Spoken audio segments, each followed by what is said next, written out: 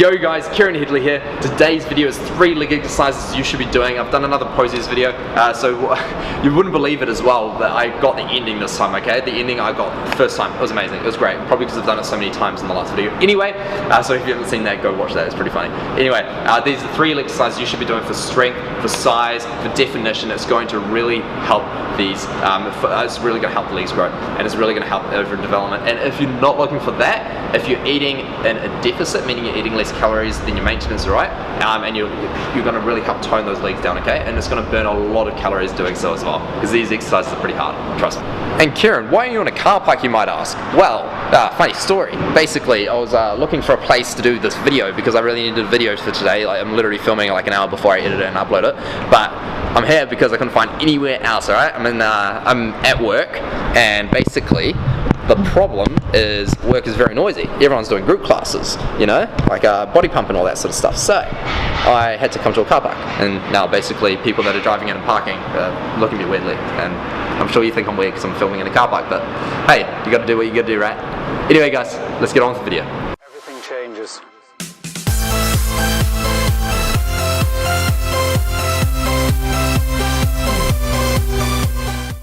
First exercise of the 3 leg exercises you should be doing is front squats. So front squats is hugely neglected nowadays. A lot of people will go straight to the back squat and then straight from the back squat to other accessory movements. So we want the front squat because one, is going to help increase overall strength, because it's going to help with strengthening the posterior chain, which is what's going to help stabilize you. You're doing all sorts of squats, so your back squats, you're stabilizing using your posterior. Alright, front squat's going to help strengthen that. Same as it's going to help your deadlift, it's just going to help a lot of other movements, and it will help with overall quad development as well, which is another key, of course.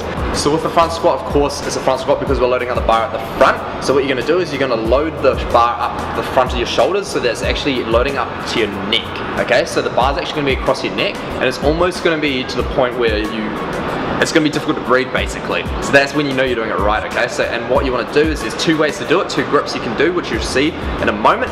So what I'm doing is I'm loading up my elbow, I'm holding it underneath on the palm of my hand, and my elbow is staying up as high as I can. So just like this, keeping your elbows really high as you can, alright? And what you're going to do is you're pushing it into your neck the entire time when you're doing the front squat. Your elbows are being pushed to the ceiling the entire time, okay? Keeping those elbows high. What that's going to do is, by keeping the elbows high, it's going to put a lot of the load onto the shoulder, alright? And you're creating a shelf along here on the front of the shoulder. So that's what we're going to do. The other way is you just your hands over your hands, alright? So crossing your arms like that, alright? And keeping your elbows nice and high again. This one isn't as safe, but it's a lot better if you don't have the mobility in the shoulder. Now what you'll notice with front squat, the first movement I'm doing with the front squat is actually my hips are coming back. That's the very first thing that's happening. The next thing is my knees are protruding outwards, okay? They're going along the line of my feet. So my feet are facing around about 10 to 20 degrees outwards, my heels are around about shoulder width, and my knees are just tracking along those toes, okay? So make sure they do. And with the front squat more so, what you'll find is your knees may track across your, past the front of your toes, which is okay.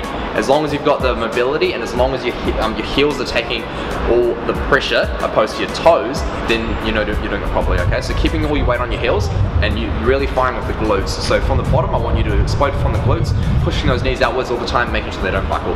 Always keep your chest high and your shoulders back. Alright, exercise number 2 is static lunges, so dumbbell static lunges. So what we're doing is we're putting whatever our weakest leg is forward, okay? So, and what we're doing is, instead of walking lunges, so normally we're moving forward, alright, creating full momentum, this time we're staying in the same place.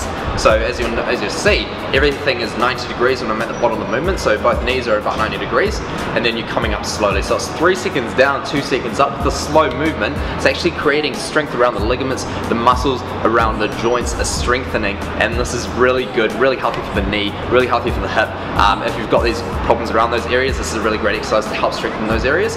And by strengthening these areas, you're going to get a lot more benefit from other exercises, because you're going to be stronger in those movements as well. So that's really good. It's going to help with overall quad development. Your glutes are going to start growing, especially these slow movements, that time under tension, creating that tear in the muscle.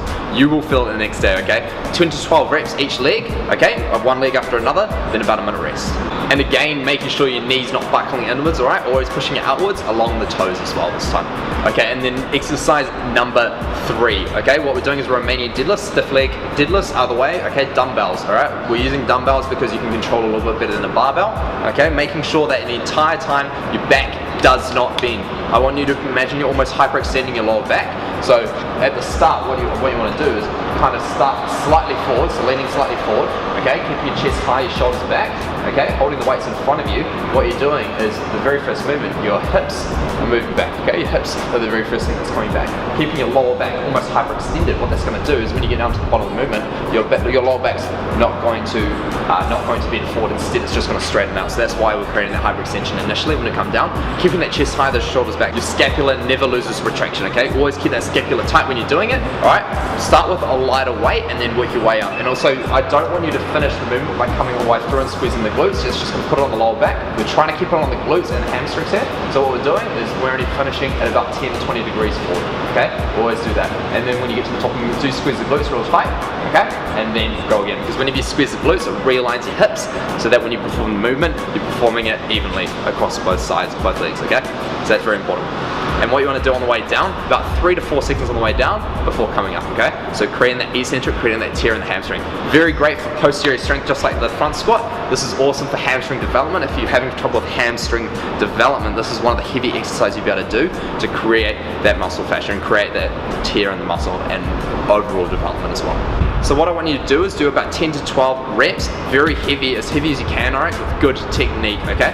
And basically what I want you to focus on is as long as you can perform the movement with as much weight as possible without your scapula losing retraction, okay? As soon as it loses retraction, you have to line the weight.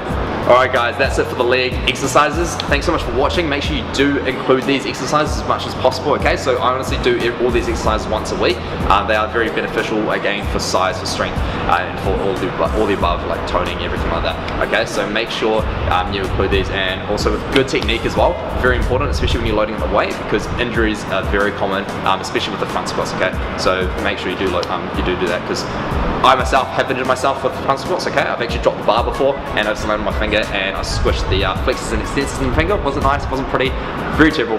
Yeah, not fun. Anyway, stay safe, guys. I hope you guys have a good day, all right? Hope you learned something, and subscribe to this channel, okay? More coming your way.